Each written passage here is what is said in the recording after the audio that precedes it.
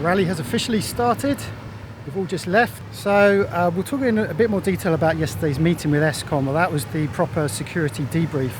Well, we've come to the hotel to have a meeting with ESSCOM, which is our security team for the trip through to Tawau. Find out what their requirements are and discuss them with them, some of the things we want. But basically it's for them to tell us their requirements, make sure that we do everything that they want to keep us safe. Because once you swim around, we know your track, your movement, we can track it. Okay? I think for communication, like last year, maintain continuous channel 16, we have checked. And if you have anything further information, don't talk in channel 16, just kick to the channel 77, please. Anything. We maintain also your channel 77. Channel 77. Maintain that one, okay? The rally is required through this part of Sabah to all stick together in a small box, no more than 3 miles apart, anchor all in the same anchorage, and ESSCOM will be beside us all the way. They'll keep night watch, have a rib in the water all the time with us. They'll have a larger boat further offshore, keeping an eye out for anything coming towards us. But they'll have a very fast rib within the fleet all the way through to Tawau. As we leave here now, we are currently accompanied by 2 boats. You can see one just there and another one just past us. This one looks like the Coast Guard and the other one is probably Navy. And Songlines 3 say there may even be a 3rd vessel at least accompanying us as we leave Kudat towards our first anchorage, which is 20 miles away.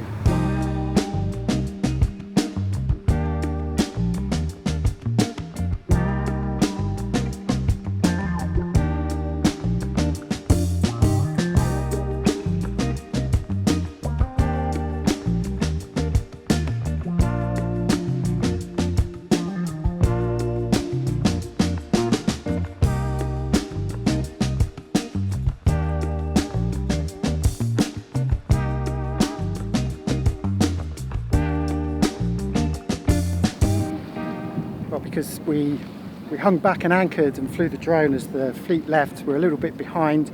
I noticed that some of the boats are doing over 6 knots. Now, I hadn't realised, but in our brief, which Songlines 3 put together, they had suggested 5.5 knots. Originally we were told 5. The problem we have is that we are a very heavy boat because we have so much crap on board and we carry a lot of extra fuel on decks, because of course we thought we were going to be going up to the Philippines, so they've been sitting on the decks for ages. So anyway, Esper's fairly heavy in the water, and one of the things I noticed when we came around the tip of Borneo was a counter current. When we were coming up that coast, we were doing a good 6.5 knots, sometimes hitting 7 knots when we were motor sailing at 1500 RPM. On this side I noticed that our speed was dropping below 5 knots.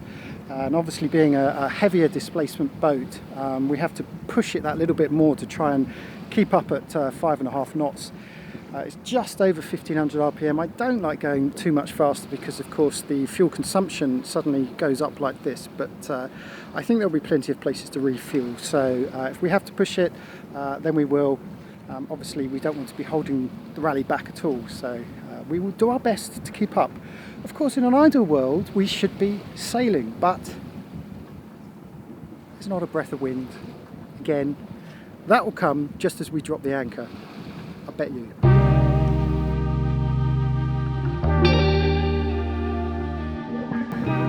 We have a little bit of wind. Not much, but a little bit, enough to put the mainsail and the staysail out as well.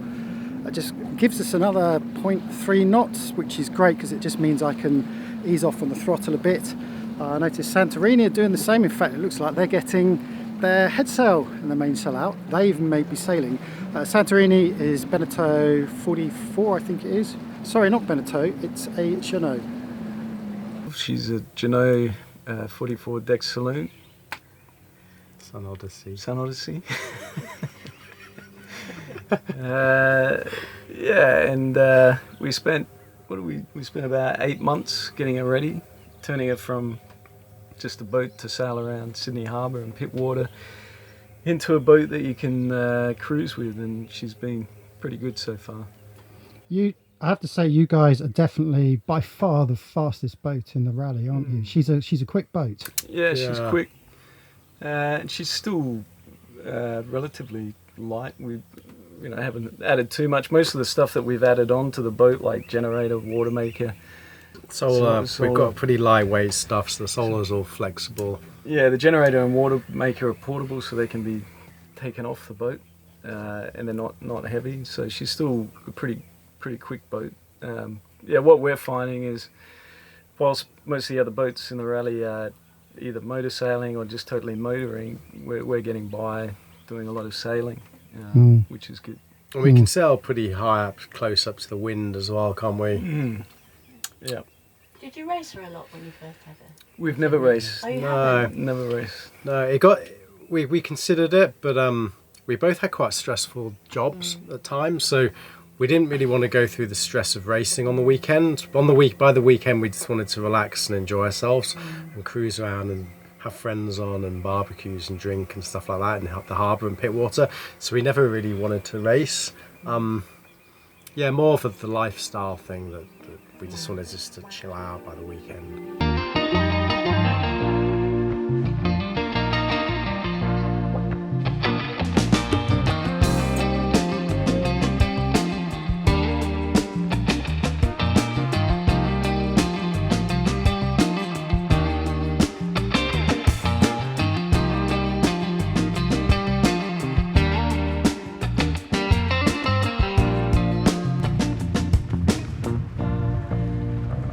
Right behind me we've got Santorini over that shoulder, and we've got Artemis 3 over that shoulder. That's Graham and Magda. Looks like they're shaking out their head sail as well. This is Artemis 3. It's a Hunter Legend 40.5 owner's version. It has a wing keel with a 1.5 metre shallow draft. I bought this boat basically new in 1994, so that makes it about 25 or 26 years. I've had the boat all that time, loved the boat then, and I still love the boat now. It hasn't aged a day. It's just, for me, absolutely fantastic for what I want to do with it. Do you love Magda as much as you love the boat? No.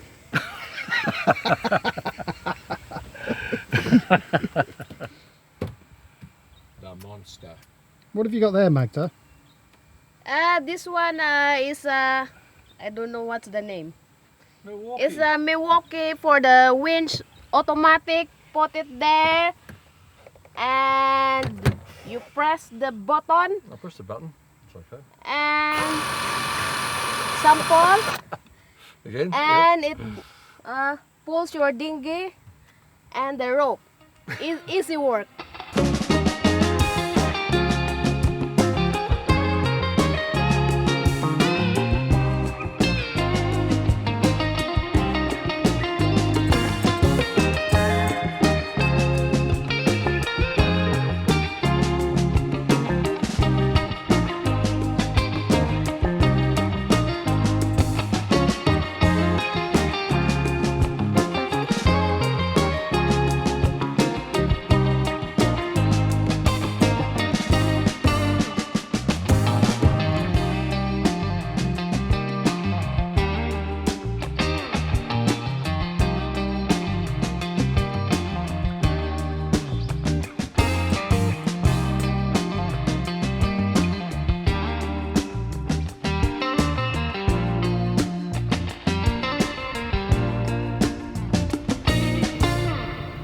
We're about 3 miles off our destination now. You can see there's a big storm over Kudat, which we managed to avoid.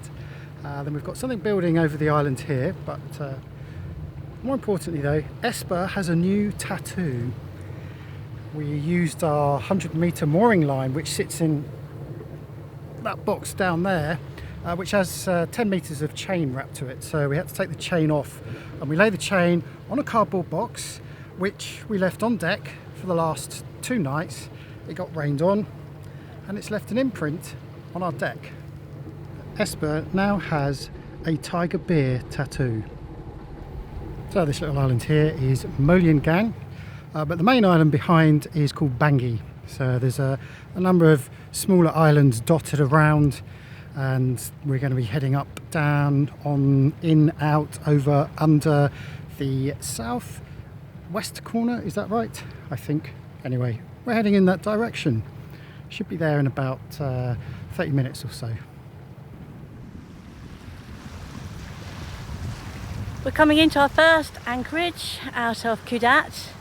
Got the Navy escort with us. They've been with us the whole way. We've got three boats. I've been very quiet because I've been down below editing for you guys. So Jamie's done all of this leg on his own, but I'm up on deck now and we're just looking for somewhere to anchor. All the boats looking good.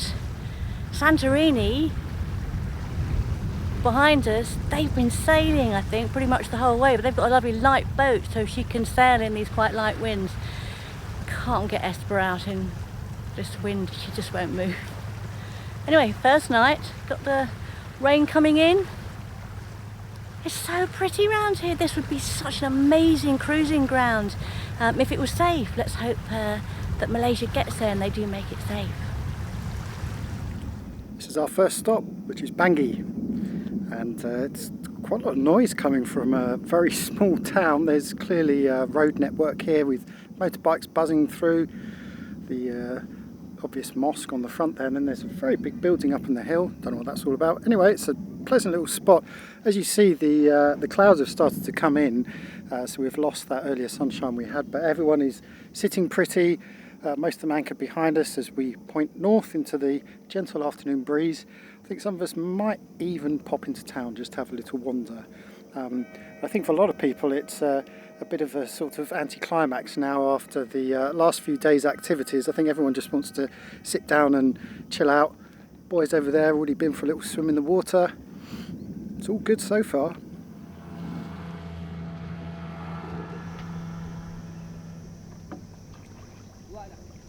Okay, no worries, thank you.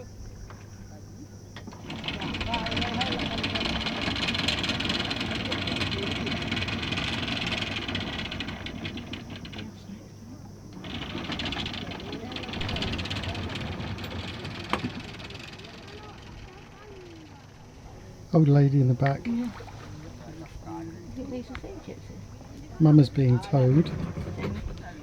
Could be, yeah.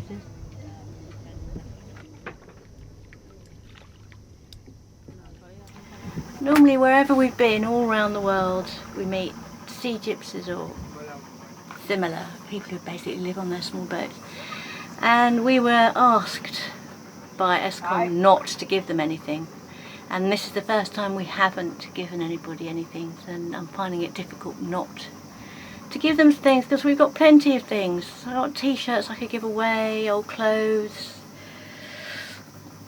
Oh, I just feel mean. Difficult. Oh, look who it is, it's easy. Graciously climbing onto the wobbly jetty. So we unseized our roller furling. Well, that's the first time you've used it in about a year, isn't it? Bloody hell, yeah. It was just solid, rock solid. So we're good to go now. Good stuff.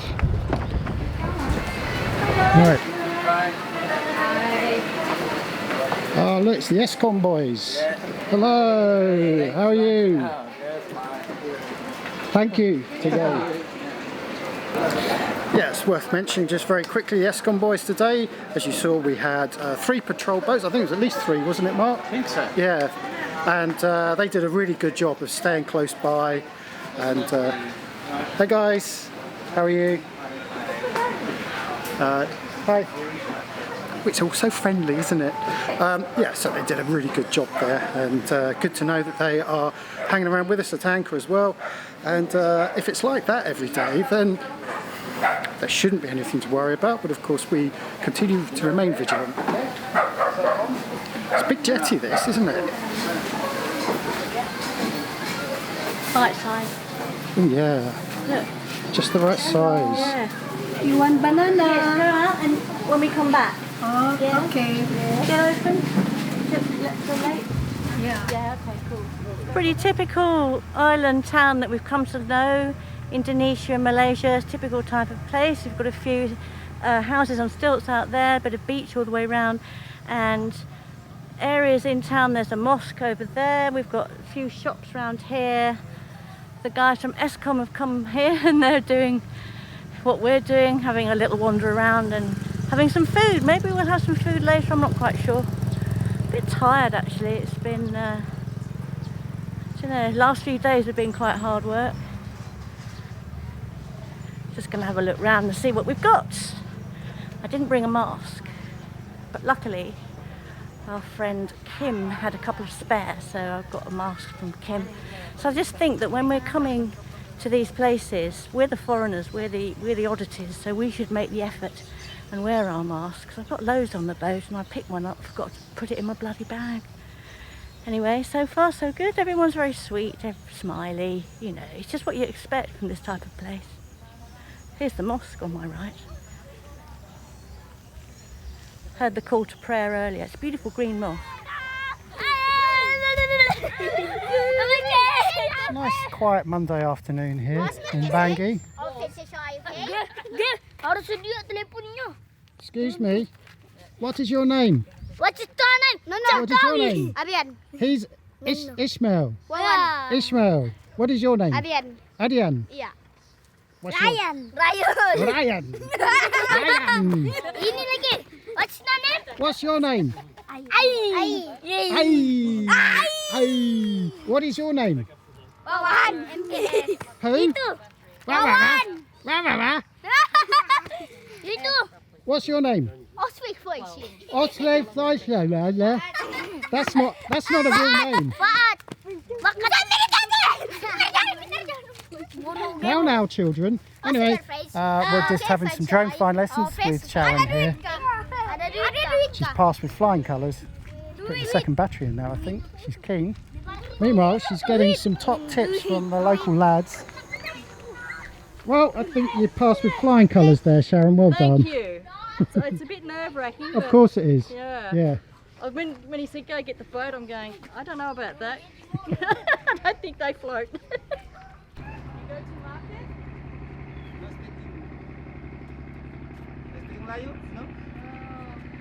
No, I wouldn't say Liz is stingy, but when she buys bananas, she buys the smallest ones possible. Look at this. That is a banana. That is a banana. Well, as I'll leave Mark doing his German accent. We are on the jetty and we just stopped off for some nasi goreng, rice with some vegetables, which was very tasty, and had one of Liz's massive bananas. And the traffic coming up and down here is amazing because the big ferries come in, and of course it's servicing the whole island. The island is about 20 kilometres long, and every man, woman, child and their dog has walked up and down here carrying all manner of things, including a double mattress. And hello. How are you? Do you want to say hello? Thank you. Hello. What's your name? My name? Yeah. City. City. Yeah. City. Yeah. That's City. She's a very nice lady. She sells eggs. Lots and lots of eggs.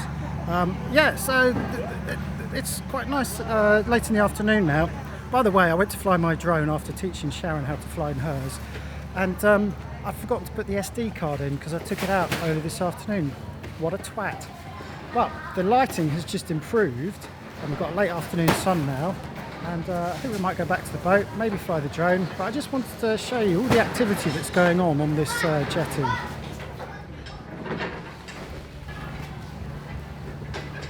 Oh look, let's go and say hello. Hello, what is your name? My name is Aziza. Aziza. Nice to meet you. Yes. My name is Jeanneau. Okay. Bye. Thank you. What a nice lady.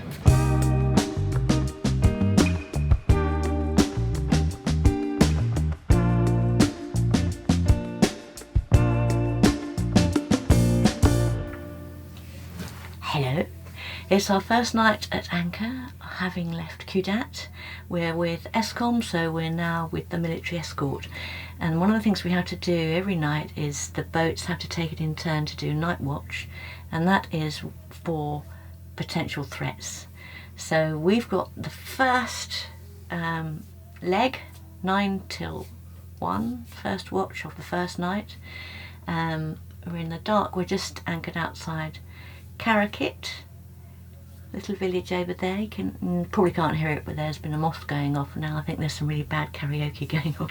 It doesn't feel in the slightest bit threatening here, but it's a good chance to just practice doing this. So basically what you do is you get a whiskey. If you vape, you get a vape. Some coffee in here. And on our phones, we've got our radar, so we don't have to keep going up and downstairs or put the main one on.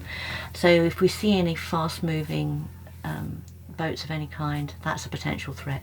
So we don't normally have this light on, so we're just sitting here and we're looking out, we're looking around, we can see all the other boats. Most have got anchor lights on, some have got small lights on. You can see where they all are. If there's anything odd going on, then we have a protocol of things that we need to do, which involves calling through to the other boats, calling through to ESSCOM if we think it's a real threat. If the threat is immediate, we fire a flare or something like, I don't think we're going to do that. I think we'll probably be able to get hold of each other pretty quickly. Get down below and shut ourselves in, and then ESSCOM, we've got 3 boats here. Hopefully we'll come along and deal with the threat. So here we are, Jamie and me, 9 till 1, first night, Karakit. Cheers, it's only a small whiskey.